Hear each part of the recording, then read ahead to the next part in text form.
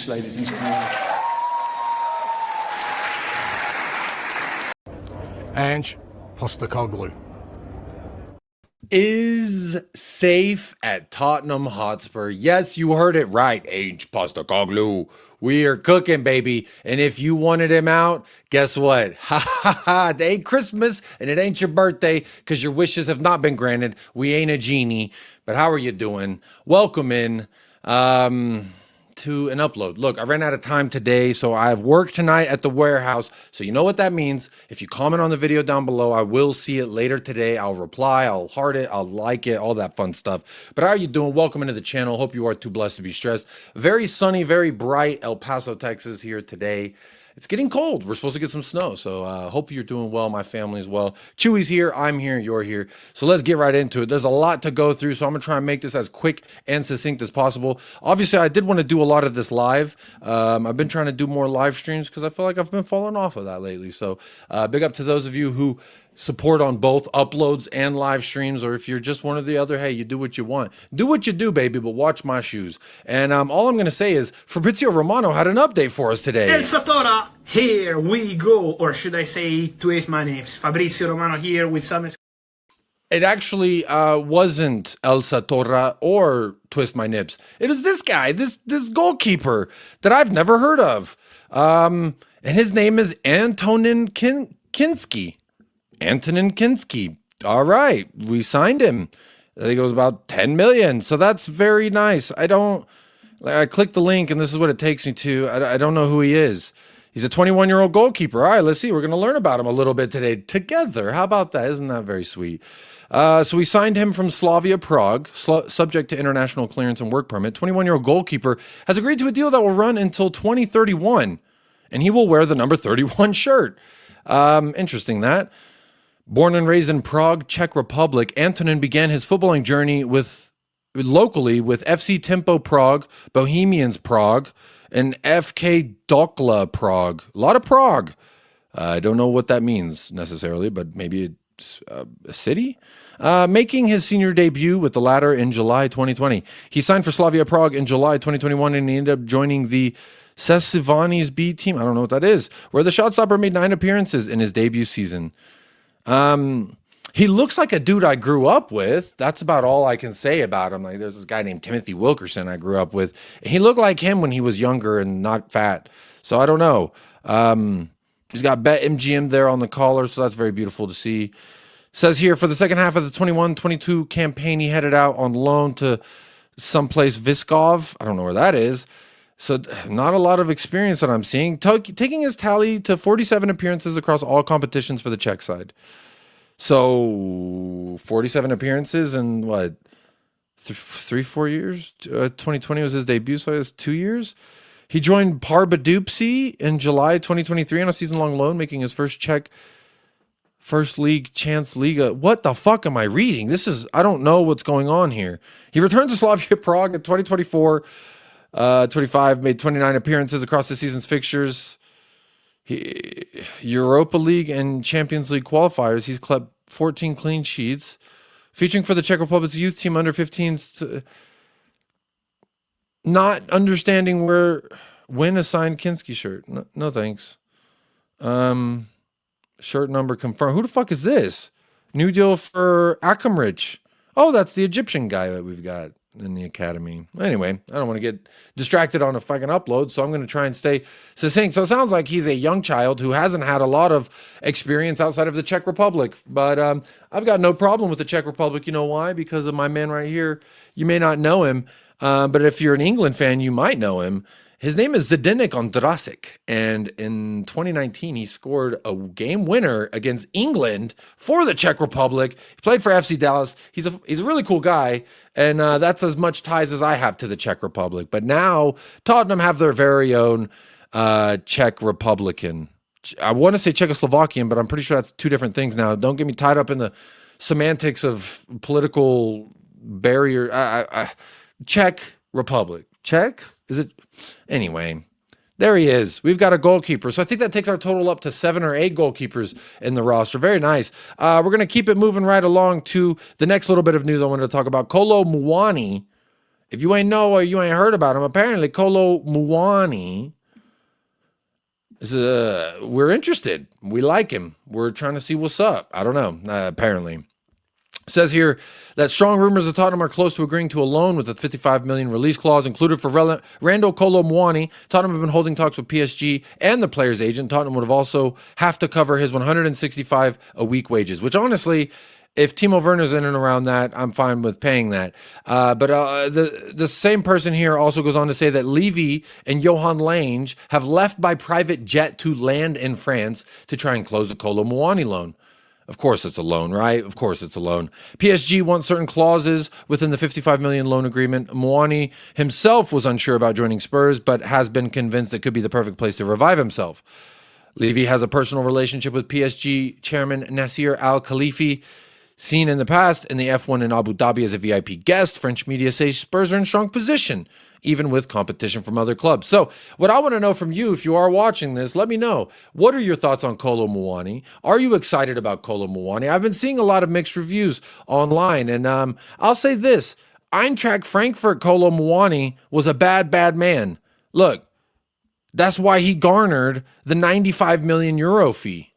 Because he was a bad boy. Before that, no one really cared. Nantes, Bologna, Nantes. Then Eintracht Frankfurt is really where, he started to do some things. So I wanted to do a little bit of an amateur scouting report. And again, I always say amateur scouting report because I'm not a scout. I'm just me. And I'm not professional at scouting or anything. But let's see if we can find his Bundesliga stats, because I feel like his PSG form has left a lot to be desired. And, maybe that price tag as well. 23, 24. So 2022, 2023. Boom. There it is. There's the numbers. 32 matches played. He started 31 out of that. Team of the week 3 times. He had 15 goals and 11 assists, 26 GA in the Bundesliga in 31 starts. So that's a pretty good return rate there. Goal conversion 90%, big chances missed 14. So he makes more of the big chances than he missed, but it's a tight margin there. I don't actually know what he's done for PSG because I don't watch McDonald's League. If you've probably heard me say it before, you'll hear me say it again. I don't support McDonald's. First and foremost, never will, never have. But where's the McDonald's League? Where's the McDonald's? Maybe if I just refresh this page, it'll take me back to McDonald's. There we go. McDonald's League. He has started 2 matches and played 10. So that's not great. But he scored two goals and has 1 assist. Okay. In the McDonald's League. So yeah. Not very flattering as of right now. However, if you did see him at Eintracht Frankfurt, I believe he might have been there when they won the Europa League. So, I'm not going to pretend I know too much about him other than a certain Argentinian defender did take him out, in the World Cup to secure that Argentinian World Cup trophy. But we don't have to talk about that. They can still be friends, right? I'm going to run through some of the bookmarks here that I have because I was really quickly this morning just trying to wham, sham, bam, thank you, ma'am, all these bookmarks that I have. So that's what I've there on Kolo Muani as well. And these are going to be kind of mismatched order, so apologies if you're hoping for some kind of structure. It's not really going to happen. Says here, Tottenham want to do more business in January and would like to strengthen their defense and their attack, less so in their midfield. And I agree. Defense and attack are the first 2 that I'm looking at right now. Says here, David Ornstein says, I think some loans are on the agendas and possibly some permanent deals like Kinsky if they can bring it forward. So isn't that nice? Wouldn't you love to see it? Back to Kolo Muani, Tottenham talk. I don't know who the fuck this is. They have 3,000 followers. Says Aston Villa are interested in Tottenham target Kolo Muani. Tottenham would prefer a loan deal. Villa would be more likely to consider a permanent move for the Frenchman, with sources suggesting that John Duran could be involved in a swap. I think it's Johan Duran. I don't know. One to keep an eye on. I actually give me Duran. I like him a lot. He looks like a fucking fantastic player. They have Ollie Watkins. They don't need him. Give me Duran. Duran. Says one to keep an eye on here. from Tottenham Talks. I'm going to unbookmark that, actually. And then here's a little bit of the not so happy about the Kolo Muani. So this guy says, we went from being linked to Matheus Cunha to being linked with a loan for Kolo Muani in the space of a week. Even worse is that a good percentage of the fan base are actually excited for Kolo Muani. Easiest fan base in the world to impress, he says. And this guy says, I grew up in Nantes. Kolo Muani is the best attacker we've had in years, and we've had some good players. If he gets his confidence back, he's a game changer. And he replies, even at Nantes, I couldn't stand him. Well, I'm going to like this guy's comment because thank you for chiming in from a person who grew up in Nantes. This guy says the appeal has to be the fact that he can cover 3 positions. Paul did say that versatility will be a massive factor in who we get. I'm personally not going to write him off just yet, mate. If we're signing him from Frankfurt the summer that we lost Kane, everyone would be buzzing. And he says, not me, pal. I've never rated him, even at Nantes. Which, okay.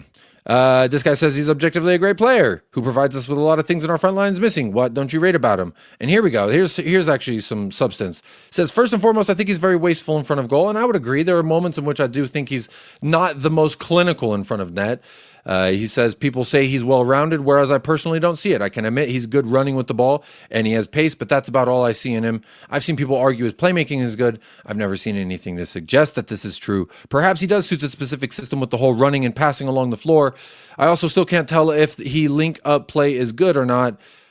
If it is, then maybe he is a good fit, but I don't know, man. He's one of those players I've never liked. So this guy personally doesn't like him. He's admitted in several different replies he doesn't personally like him. He's never liked him, even back at Nantes. So it sounds like he really did Kolo Muani fuck your bitch? I don't know. But that's what it sounds like. Sounds a little jealous. Sounds a little João Felix-y. But what do I know? I do like this assessment, though, that he gives, because I do think he is not very wasteful in front of goal. I think he can be quite wasteful in front of goal. His ability with the ball, his ability to win back the ball in the opponent's final third. You know, I've been watching a lot of tape of his PSG time, and he's not quite doing what he did at Frankfurt. So if you watch the Frankfurt tape, it's going to look a lot different. But honestly, I'll tell you this much. If Kolo Muani signs, he can cover all 3 positions up front. He can be a backup for Sonny, a backup for Solanke, and a starting right winger. And I'm perfectly fine with that because Brennan Johnson is not good enough. Timo Werner is not good enough. I've pretty much run up to here with both of those players because just time and time again, I see grass in front of you. You have the ball at your feet. Run in the fucking space. Kolo Muani, I feel like, would do that. Odebert would do that. Mikey Moore would do that. So it'd be good to have some wingers, you know, who pick up the ball and run it into the space personally. But this guy's not too excited about it. But to add to the speculation of Kolo Muani potentially being on the move, PSG play today in the Trophy des Champions visit Qatar. And Randal Kolo Muani is not even on the bench. Is what this guy is, not even on the bench. Carly. Oh, wait, this is about our signing. Let's see. What is this? One and it's Tony. What is this? Oh, this is a video of Tony. I guess, see, I told you it's all mixed match, out of order. I'm Antonin Kinsky and Antonin Kinsky. I'm 21. Do you have a nickname? now I got one and it's Tony. So his nickname is Tony.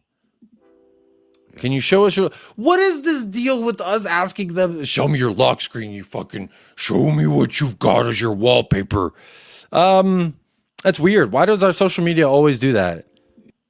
Oh, there you go. He's matching. Kobe Bryant. He's got a Kobe Bryant. That's very nice. Kobe Bryant background. Why did they blur out the time? The role model. All right, well, if Kobe Bryant's your role model, hey, if Kobe Bryant is his role model and he got Mamba mentality, baby, hey, we are absolutely cooking.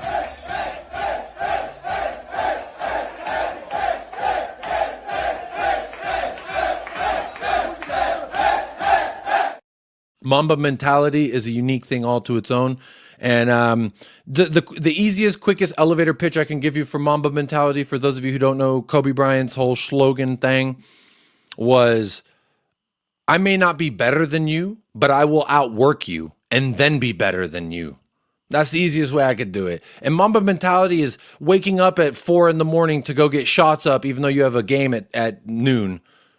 Mamba mentality is saying, fuck all the things that are holding me back. I will not allow any excuse to be detrimental to who I am as a man, and I will continually work hard. It's about working hard. It's about mentality. So, you know, hey, if he's got it, fucking props to him. I don't know why the social media is always like, show me your lock screen, motherfucker, which is weird. Here, Itakura has been offered to Tottenham per Paul O'Keefe, which Itakura,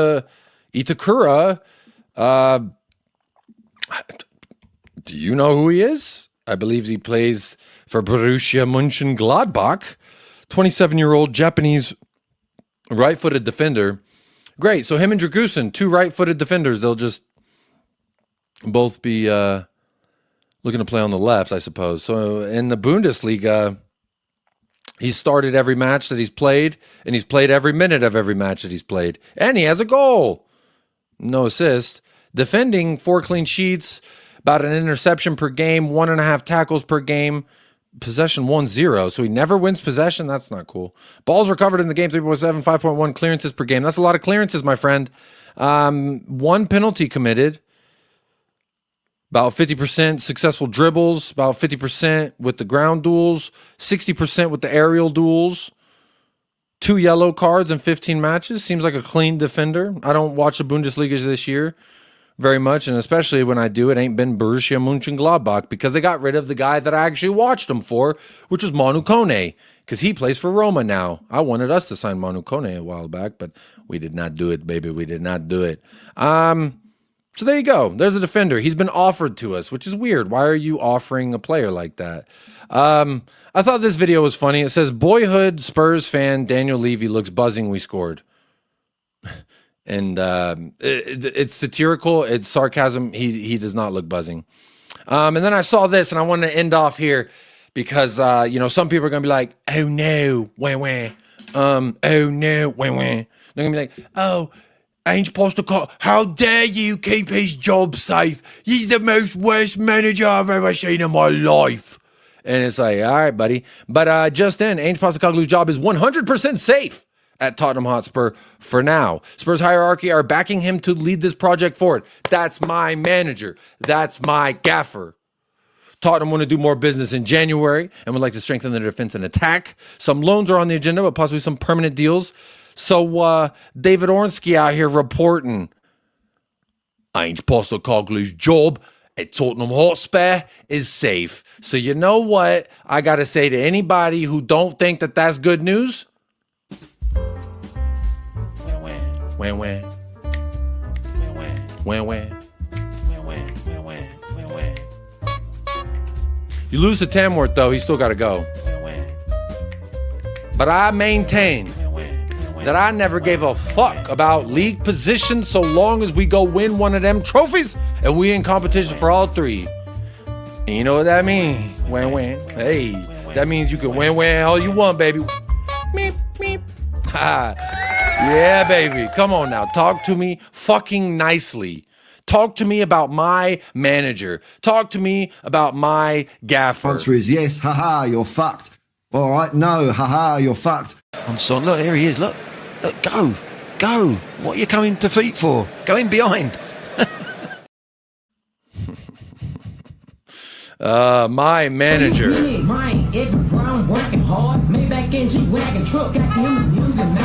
Whoa, spin, see how you walk. Let me see.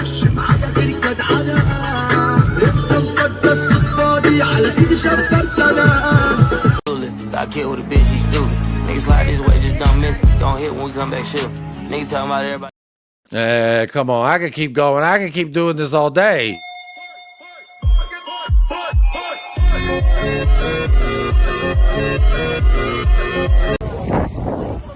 Sensational, man. Sensational. This is the life.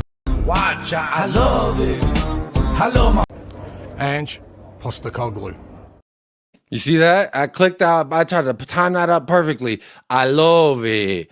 I love Ange Postecoglou. All right? That's how I feel, mate. And if you don't like it, we'll get your shrimps off my Barbie. How about that?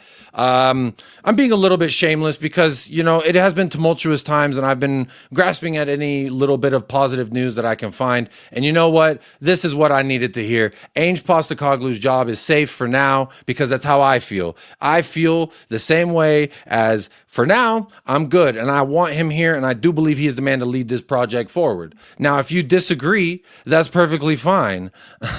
However, Ange Postecoglou is your manager. Hang on, let me get the mic. He's your manager. He's your manager. You don't want him? You want to talk all that shit on YouTube? You want to talk all that shit on Twitter? You want to talk all that shit everywhere you go? He's clueless. He's naive. He's wah, fucking wah. Ange Postecoglou here to stay. For now. For now. Actually, what's that? We've got a clip, you say? The producers say we have a clip of all the Ange haters right now. Am I dreaming? Yo! What's the point, man? Even I can't even take even the guitar can no help. And a bum, just a fucking bum and no one. Skamaka, you fucking idiot! The guy played the perfect match, you fucking lazy bastard! Cry more. Because when we lift that trophy this year with Ange Postecoglou, this is how I'm going to be talking to you. And a bum, just a fucking bum and a fucking idiot. A fucking bum and a fucking idiot. Now, if the inevitable happens, this form continues and Ange does get the sack, or you fucking lose to Tamworth, you know, then maybe I'm the bum. Maybe I'm the fucking idiot. But we'll find out in due time. But I love a little bit of news that makes all the wham wham brigade go wham wham. Because what is a crow if a crow doesn't do what a crow does? What is a pig if it doesn't flop and shit? What is a bear if it doesn't shit in the woods? What is Bigfoot if he isn't seen on grainy film cameras? So I'm so glad that you have a reason to cry if you're one of the people that have been like wham wham about Ange, because I needed a reason to say yay. And you've had all the time to say yay because you've gotten what you wanted. You want us to lose, then we lose. You want everyone to hate Ange. Now everyone's starting to hate Ange. Well, guess what? Ange's job is secure. He's the man to lead us forward for now. So let's hope that we can start getting some fucking wins, because we need some wins. You don't get the wins, it doesn't matter what you think, what I think, what anybody thinks. He got to go. We have to fucking win some games. Plain and simple. You can't keep dropping results. This form cannot continue under this manager, or else the manager cannot continue. I say that again because people can be like, oh, the Ange cult, they're accepting. Oh, the Ange cult, they accepted losers. You're fucking wah wah, fucking wah wah.